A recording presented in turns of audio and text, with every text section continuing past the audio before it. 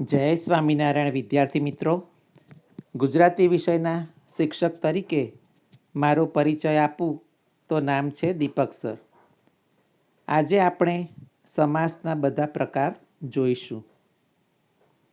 સમાસ બે કે બેથી વધારે પદો જોડાઈને એક અર્થપૂર્ણ પદ બને ત્યારે બનેલી શબ્દ રચનાને સમાસ કહે છે. સંવાદમાં બિનજરૂરી લંબાણ કે પુનરાવર્તનને દૂર કરી લખાણને ટૂંકું અને સચોટ બનાવવાનું કામ સમાસ કરે છે. બધા સમાસને મુખ્ય 3 વિભાગમાં વહેંચી શકાય. એક, સર્વ અથવા તો ઉભય પદ પ્રધાન. આ પ્રકારના સમાસમાં બંને પદ એક સરખું મહત્વ ધરાવે છે, જેમ કે દ્વંદ્વ સમાસ. બીજું, એક પદ પ્રધાન.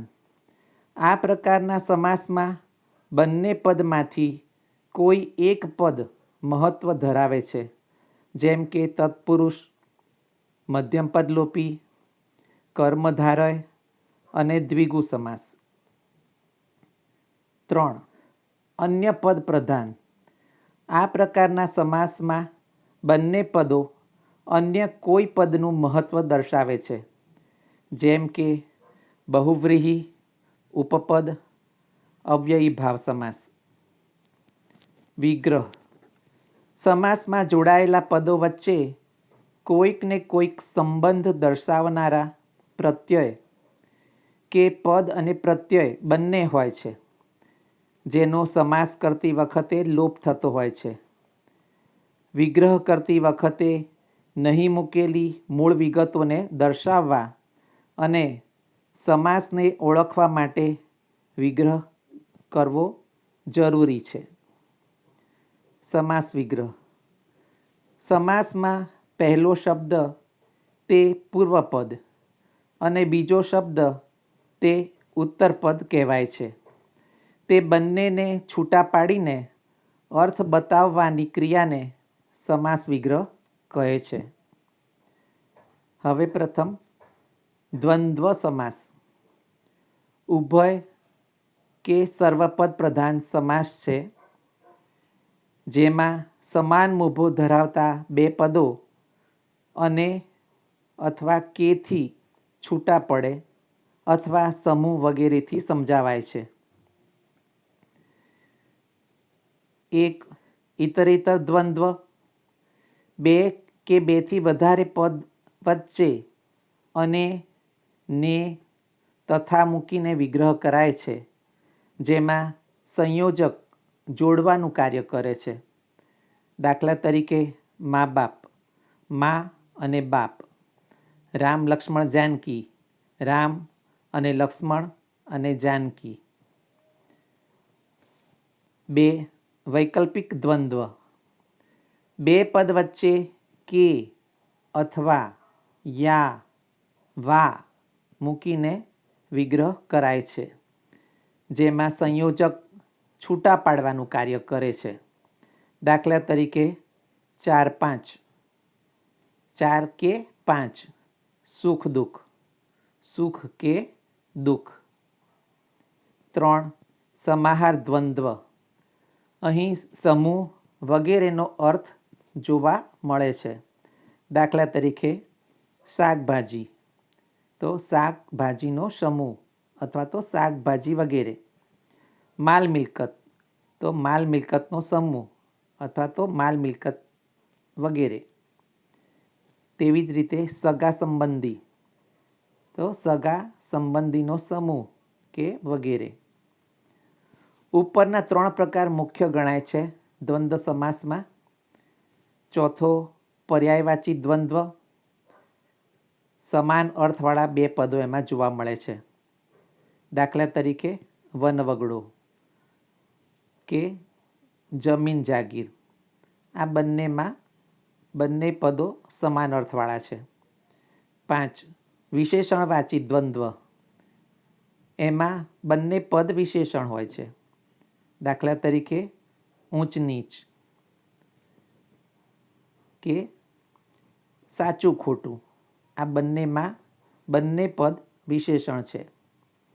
દ્વંદ્વ સમાસના અન્ય ઉદાહરણો જોઈએ તો લાંબો ટૂંકો, દિન દુખિયા, રાત દિવસ, મોહમાયા, કપ રકાબી, વંશવારસ, પાપ પુણ્ય, પશુ પંખી, ફળ ફૂલ, તાર ટપાલ, પતંગ દોરી, બૂટ મોજા વગેરે.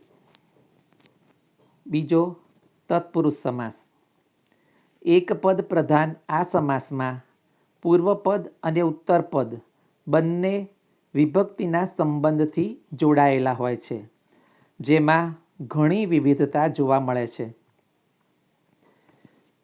તત્પુરુષ સમાસનું પ્રત્યયોને આધારે વર્ગીકરણ.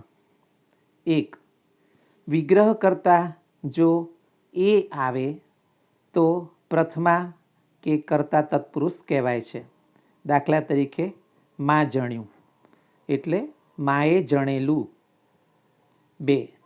વિગ્રહ કરતાં જો ને આવે તો દ્વિતીયા કે કર્મ તત્પુરુષ કહેવાય છે. દાખલા તરીકે સ્નેહાધીન તો સ્નેહને આધીન. 3. વિગ્રહ કરતાં જો થી કે વડે આવે તો તૃતીયા કે કરણ તત્પુરુષ કહેવાય છે. દાખલા તરીકે શોકગ્રસ્ત, શોકથી ગ્રસ્ત. 4. વિગ્રહ કરતાં જો માટે આવે તો ચતુર્થી કે તાદર્થ્ય કે સંપ્રદાન તત્પુરુષ કહેવાય છે. દાખલા તરીકે યજ્ઞવેદી તો યજ્ઞ માટેની વેદી. 5. વિગ્રહ કરતાં જો થી કે થકી આવે તો પંચમી કે અપાદાન તત્પુરુષ સમાસ કહેવાય છે. દાખલા તરીકે ઋણ મુક્ત તો ઋણથી મુક્ત. 6. વિગ્રહ કરતાં જો નો, ની, નું કે ના આવે તો ષષ્ઠી એટલે કે સંબંધ તત્પુરુષ કહેવાશે. દાખલા તરીકે પ્રભુ પ્રતિમા તો પ્રભુની પ્રતિમા. વિગ્રહ કરતાં જો માં અથવા તો પ્રત્યે આવે તો સપ્તમી કે અધિકરણ તત્પુરુષ કહેવાય છે. દાખલા તરીકે વનવાસ તો વનમાં વાસ. 8. અલુક તત્પુરુષ. આ સમાસમાં વિભક્તિનો સંબંધ હોય છે પણ પૂર્વપદની વિભક્તિ પ્રત્યયનો લોપ થયો હોતો નથી. દાખલા તરીકે ગળે પડવું, રંગે હાથ, અંતેવાસી વગેરે. 9. ન તત્પુરુષ. આ સમાસમાં પૂર્વપદ નકારવાચક ન, અ, અન કે અણ હોય છે. દાખલા તરીકે અધર્મ, અનાદર, અનર્થ, અનંતતા વગેરે. 10. પ્રાદિ તત્પુરુષ.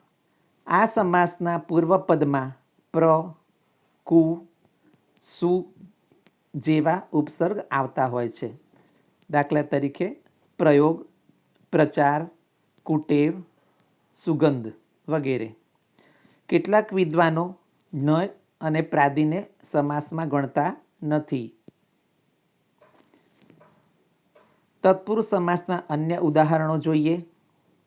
કુટુંબ માયા, ચિંતાતુર, કન્યાપક્ષ, વ્યવહાર ડાહ્યા, લગ્નવિધિ, સાંજવેળા, લાગણીતંતુ, ગ્રંથાલય, વિશ્વવિખ્યાત, રોગમુક્ત, રાજહત્યા, નિદ્રાવસ, ફૂલહાર, શિવાલય, રામશરણ, આદરપાત્ર, હસ્તલિખિત, શોકગ્રસ્ત, ક્લેશયુક્ત, ક્ષુધાતુર, નંદકુંવર વગેરે. 3. મધ્યમપદ લોપી સમાસ. એક પદ પ્રધાન આ સમાસમાં વિભક્તિ ઉપરાંત એક કે એકથી વધુ પદનો લોપ થયો હોય છે. દાખલા તરીકે સિંહાસન, તો સિંહની આકૃતિવાળું આસન, તો આકૃતિવાળો પદનો લોપ થયેલો દેખાય છે. એવી જ રીતે હાથ રૂમાલ, હાથમાં રાખવાનો રૂમાલ. ધારાસભા, ધારા એટલે કે કાયદા ઘડવા માટેની સભા. મધ્યમ પદલોપી સમાસના અન્ય ઉદાહરણ જોઈએ. ટપાલ પેટી, આવકવેરો, સંગ્રામ સમિતિ, કલ્પવૃક્ષ, વિદાય ગીત, મરણપોક, શિષ્યવૃત્તિ, હસ્તઘડી, તામ્રપત્ર. ઘર જમાઈ, ટિકિટ બારી, લોકગીત, વરાળયંત્ર, આમંત્રણ પત્રિકા, બળદગાડી, નર્મકોશ, મનુસ્મૃતિ, ચિંતામણી, દિવાસળી, શિલાલેખ, રૂપરેખા વગેરે. 4. ઉપપદ સમાસ. અન્ય પદ પ્રધાન ઉપપદ સમાસનું પૂર્વપદ નામ અને ઉત્તરપદ ક્રિયાસૂચક હોય છે. સંસ્કૃતના ઘણા ક્રિયાવાચી પદો અહીં જોવા મળે છે. જેમ કે પહેલાં અહીં ક્રિયારૂપ લખ્યું છે, ત્યારબાદ અર્થ અને પછી ઉદાહરણ. જ્ઞ એટલે જાણનાર, એ પરથી મર્મજ્ઞ, સુજ્ઞ, તજજ્ઞ. જ્ઞ પછી હણનાર, કૃતજ્ઞ. જ એનો અર્થ જન્મનાર. ઉદાહરણ જોઈએ તો અનુજ, સરોજ, પંકજ. જા અર્થ છે જન્મનાર. ઉદાહરણ ગિરિજા, હિમજા, તનુજા. દ તો દેનાર. દુઃખદ, નિરદ, સુખદ. દા તો દેનાર. કીર્તિદા, યશોદા, મોક્ષદા, નર્મદા. ક તો કરનાર, સહાયક, મોહક, પ્રેરક, રક્ષક. કર અર્થ છે કરનાર, ભયંકર, સુધાકર, શાંતિકર. કાર એટલે કરનાર. ગ્રંથકાર, કૃષિકાર, કુંભકાર. પાલ એટલે પાળનાર, ગોપાળ, મહિપાલ, રાજ્યપાલ. સ્થ એટલે રહેનાર, ગૃહસ્થ, કંઠસ્થ, મંચસ્થ. ધર એટલે ધારનાર, ફણીધર, મુરલીધર, ધુરંધર. ધરા એટલે પણ ધારનાર, વસુંધરા, યશોધરા. સર એટલે સરનાર, અગ્રેસર. સરા એટલે સરનાર, અપ્સરા. ચર એટલે ફરનાર, અનુચર, ગુપ્તચર. હર એટલે હરનાર, મનોહર, ચિત્તહર. ઉપપદ સમાસના અન્ય ઉદાહરણ જોઈએ.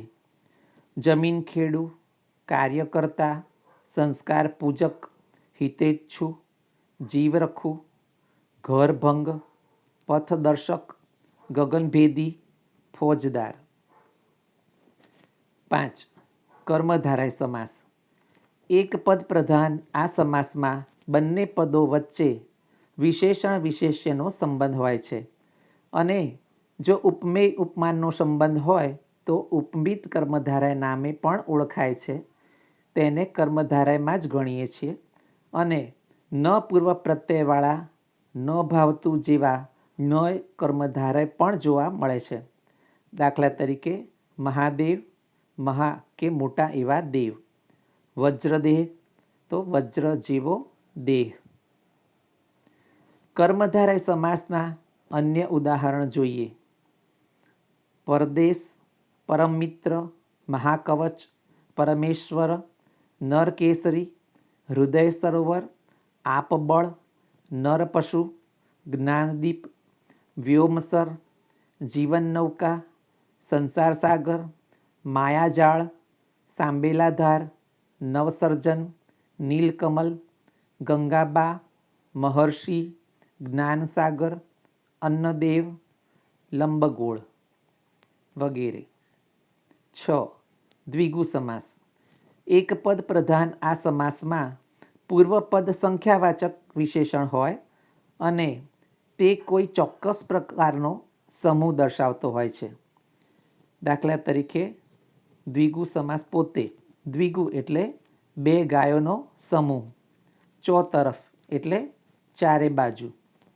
દ્વિગુ સમાસના અન્ય ઉદાહરણ જોઈએ તો પંચામૃત, ત્રિભુવન, ત્રિલોક, અષ્ટકોણીય, ષટકોણ, સપ્તાહ, નવરાત્રિ, સપ્તર્ષિ, ત્રિકોણ, પંચેન્દ્રિય, બેપડી, શતાબ્દી, દ્વિદલ, પંચાંગ, પંજાબ, ષડરસ, પંચતંત્ર, સપ્તદ્વીપ, ત્રિફળા, ત્રિરંગ, અઠવાડિયું વગેરે. 7. બહુવ્રીહી સમાસ.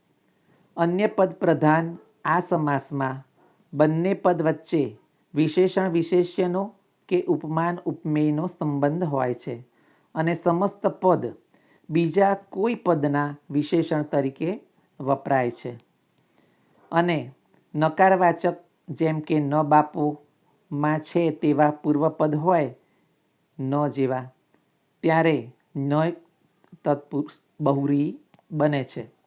અને પૂર્વપદમાં પ્ર જેવા ઉપસર્ગ આવતા હોય જેમ કે પ્રયોગીમાં છે તેવા પ્ર, તો પ્રાદિ બહુવ્રીહી કહેવાશે.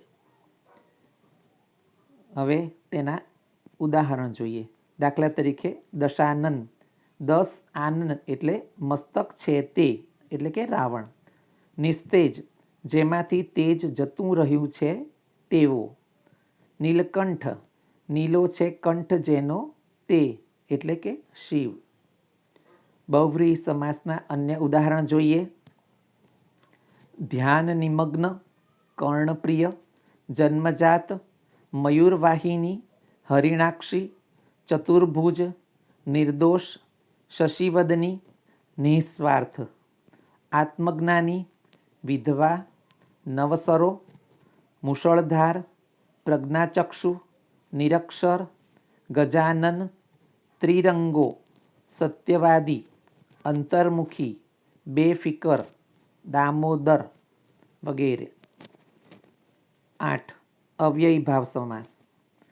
અન્ય પદ પ્રધાન આ સમાસમાં પૂર્વપદ અવ્યય એટલે કે જેને જાતિ, વચન કે વિભક્તિના પ્રત્યય ન લાગે તેવા જેમ કે આ, હર, દર, પ્રતિ, યથા જેવા અવ્યય હોય અને ઉત્તરપદ નામ હોય કે સમસ્ત પદ ક્રિયા વિશેષણ અવ્યય હોય છે. કેટલાક વિદ્વાનો અવ્યયી ભાવ સમાસને સમાસ ગણતા નથી. અવ્યયી ભાવ સમાસના અન્ય ઉદાહરણ જોઈએ. દરરોજ, દર વખત, યથાશક્તિ, યથાબુદ્ધિ, પ્રતિદિન, યથાર્થ, પ્રત્યેક, પ્રતિક્ષણ, યથાપૂર્વ, આજીવન, પ્રતિપળ, પ્રતિકૃતિ વગેરે. સમાસ તમને આવડ્યા છે કે નહીં તે જોવા માટે કાહોત એપ ડાઉનલોડ કરો. ત્યારબાદ ગેમ પિન માંગો. દીપક બારોટ 2958@gmail.com. આપેલ નંબર એન્ટર પિન પર ક્લિક કરો એટલે બાજુમાં છે તે ગેમ પિન દેખાશે. નંબર અને નામ લખો. MCQની રીતે રમત રમો. સાચા અને ઝડપી બંનેના પોઈન્ટ ગણાય છે. All the best. દીપક સરના જય સ્વામિનારાયણ.